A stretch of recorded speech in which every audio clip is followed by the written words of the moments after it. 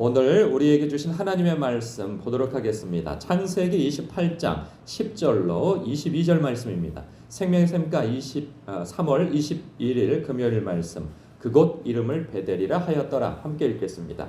야곱이 브엘세바에서 떠나 하란으로 향하여 가더니 한 곳에 이르러는 해가 진지라.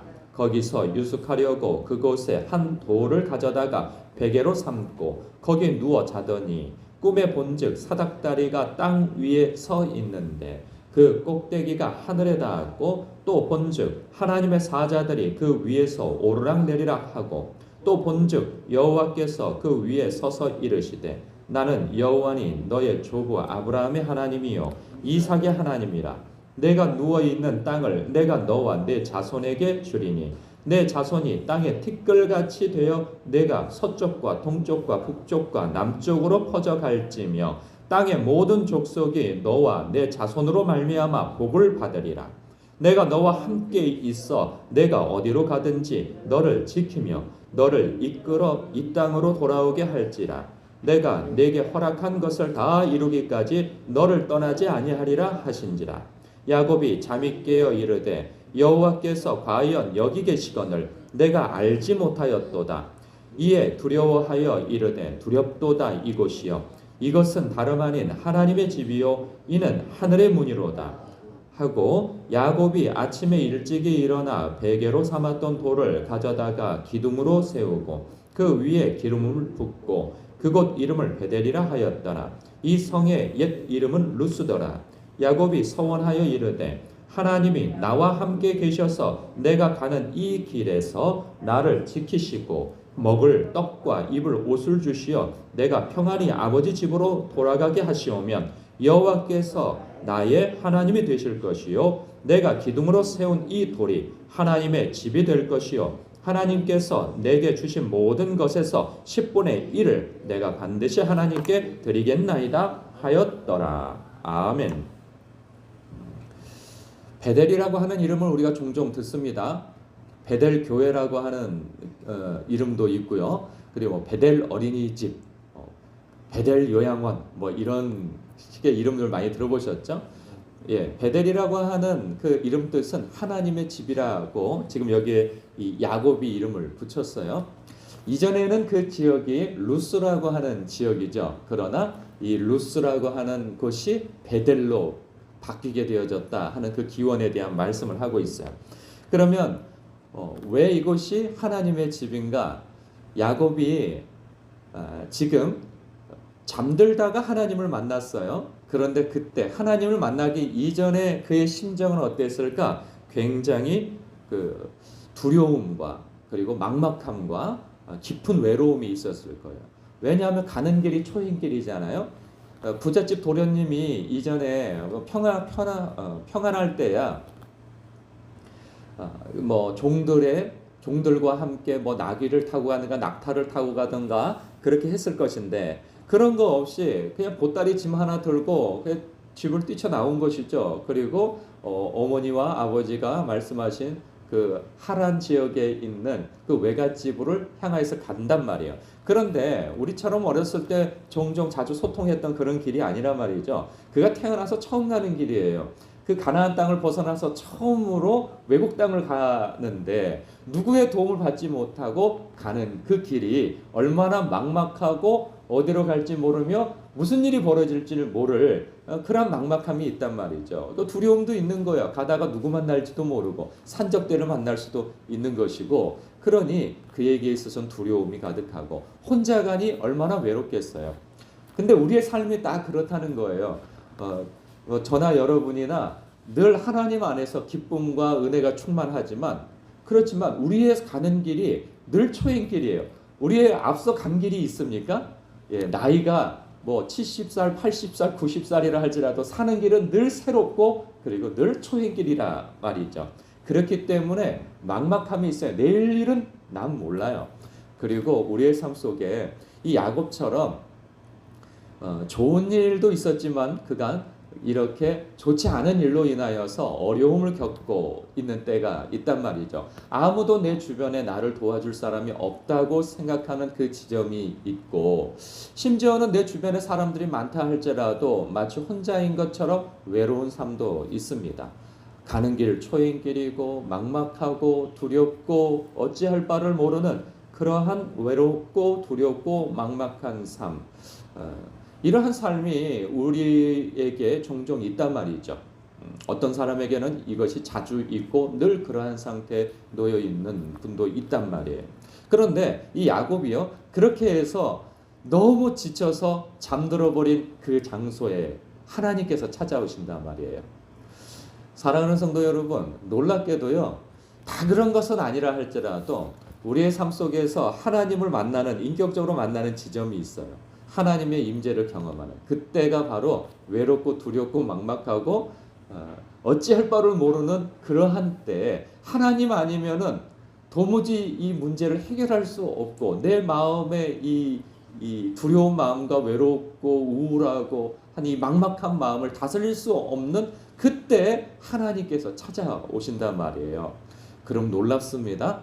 하나님이 우리를 만나 주셨다고 해서 갑자기 나를 둘러싸고 있는 환경이 확 변하는 것도 아니에요. 그런데 놀라울 정도로 회복이 되어지고 외로움이 풍성함이 되어지고 이 막막함이 이 소망이 바꾸고 두려움이 하나님을 의지함으로 든든하게 되어진다 말이에요. 야곱도 그래요. 이 막막하고 두렵고 외롭고 하는 이러한 상황에서 하나님이 만나주세요. 만나주셔서 먼저는 복을 약속하세요. 당신이 누구신지, 너의 조부와 너의 아버지의 하나님이다. 그리고 역시 나는 너의 하나님이다 라고 말씀하시면서 땅을 약속하시고, 동서남북이 모든 땅이 너의 땅이 될 것이고 너와 너의 자손이 복을 받을 것이고 그리고 너와 너의 자손이 복의 통로가 되어질 것이다. 이리 약속을 해주신다 말이죠. 그러면서 하시는 말씀이 무엇이냐? 내가 너와 함께 있어. 내가 너와 함께 하시겠다는 그 말씀을 하고 계세요. 물론 우리도 마찬가지죠. 하나님께서, 예수님께서 당신의 제자들에게, 그리고 오고 오는 모든 예수님의 제자들과 성도들에게 주신 약속이 있죠. 내가 세상 끝날까지 너희와 항상 함께 할 것이다 라고 하는 그 약속을 우리는 부여받은 사람들이에요. 그런데 그것이 실제가 되어지지 못하는 경우가 많아요. 성경을 읽으면서 우리는 주님께서 나와 함께 하신다라고 하는 그 약속의 말씀을 모르는 사람이 누가 있어요? 야곱도 그렇습니다. 야곱도 그의 아버지를 통하여서 숱하게 간증을 들었을 것이고 여호와 하나님에 대한 말씀을 들었을 거예요. 그러나 들어서 알고 있는 하나님은 그에게 그의 상황 속에서 두렵고 막막하고 우울하고 외로운 그 감정을 큰 도움을 주지 못하는 하나님이었던 것이죠. 그러나 하나님의 임재의 빛이 그에게 비춰지고 그에게 말씀하시고, 그리고 개인적인 누구로부터 들어서 아는 하나님이 아니라 맛보아 안 하나님, 만나서 안 하나님, 경험하여 안 하나님의 임재를 경험하고 그는 전혀 다른 시각을 갖게 되어지는 것이죠. 이제는 더 이상 그의 표현대로 두렵지 않습니다. 이곳이 하나님의 집이구나. 사실 그곳만 하나님의 집이겠습니까? 그가 느끼는 것이 무엇이겠어요? 하나님은 어디에도 계시는구나 라고 하는 그 마음을 갖게 되어질 거예요. 왜냐하면 그 루스라고 하는 그 외롭고 막막하고 두렵고 우울한 그곳에 하나님의 임재가 있을 거라고 생각하지 못했을 거거든요. 그런데 그가 하나님을 만나버린 거예요, 그곳에서. 그러니까 그가 아무것도 없고 내 주변에 아무도 나를 도울 자가 없고 함께 할 자가 없다고 생각한 그곳에서 하나님이 나와 함께 하심을 알게 되어진 거죠. 그 하나님이 이 베델 하나님의 집에서뿐만 아니라 내가 너와 네가 어디로 가든지 항상 함께 할 것이다 라고 약속하시잖아요. 그러니 그는 그 이후부터 더 이상 그의 삶 속에 그렇다고 동행하는 사람이 있는 것도 아니고 갑자기 길에 화살표가 막 있으면서 어디로 가라 하는 음성이 들린 것도 아니고, 그리고 그의 삶이 갑자기 아버지와 형님과 사이가 좋아진 것도 아니고 모든 문제가 지금 다 풀려가지고 그렇게 좋아진 상태도 아니라 말이죠. 그러나 그는 하나님이 만나주신 까닭에 그는 두려움이 없어지고 우울함이 없어지고 막막함이 없어져서 소망 가운데 발걸음을 할 수 있게 되어졌다는 거예요. 뿐만 아니라 하나님께서는 약속하신 그대로 앞으로 펼쳐진 그 상황 속에서 참으로 인생의 조련사들을 만나지만 합력하여 선을 이루시고 합력하여 복을 이루는 인생을 경험하게 되어집니다. 사랑하는 성도 여러분, 그런데 여기서 말씀드리고 싶은 것은 그거예요. 하나님을 만나야 이러한 일이 생기는데 우리는 그런 생각이 들죠. 여기서 보니까 사닥다리가 밑에서부터 올라갑니까? 위에서부터 내려옵니까? 예, 위에서부터 내려오는 거예요. 하나님께서 만나주시니까 만난 거예요. 그가 아무리 그 사닥다리를 갖다가 하늘에다 대고 자기가 올라간 게 아니거든요. 하나님께서 사닥다리를 내리셔서 천사들을 내려보내시고 그 위에 서서 내려다보시고 내가 너와 함께 할 것이다 라고 말씀해 주신 거예요. 그러니 사실 우리가 하나님을 만나고 싶다고 해서 만나는 것은 아니고 하나님께서 만나주셔야 우리도 만날 수 있는 거예요. 그런데 사랑하는 성도 여러분, 하나님께서 야곱을 왜 만나주셨을까요? 그것은 야곱이 하나님을 간절히 찾았기 때문이에요. 그 무엇을 보면 압니까? 그가 비록 거짓말을 하였으나 하나님의 복을 사모하고 하나님을 사모하였기 때문에 그가 사실 그런 행동을 한 거 아니겠어요? 하나님께서 하나님을 향한 거룩한 것에 대한 욕심을 가진 그 사람의 심정을 하나님께서 귀히 보셨다는 생각이 들어요. 잠언서에 보면 주님께서 이런 말씀을 하십니다. 나를 사랑하는 자가 나의 사랑을 입고 나를 간절히 찾는 자가 나를 만날 것이라고 말씀하세요. 하나님께서 우리를 만나주시는 조건은 무엇이냐? 하나님을 사랑하고 간절히 찾는 자가 하나님을 만난다고 말씀하고 있어요. 오늘도 우리의 삶은 여전히 막막하고 두렵고 외롭고 우울하고 그런 삶에 놓여 있어요. 이러한 때 내가 성경을 읽어도 도대체 내 마음에 평안함과 편안함과 그 기쁨과 감사함은 온데간데 없고 그러한 마음이 가득하다면 그것은 사실 하나님이 나를 부르시고 계시다고 하는 사인이라 생각하시면 될 듯 싶습니다.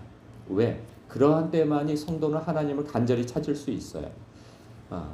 하나님을 간절히 찾아 나를 사랑하는 자가 나의 사랑을 잊고 나를 간절히 찾는 자가 나를 만날 것이라고 하신 그 주님의 약속이 이루어지는 지점이 바로 이 새벽 시간이요. 여러분이 기도하여 주님을 찾는 그 순간이 되기를 주님의 이름으로 축복합니다. 기도하겠습니다.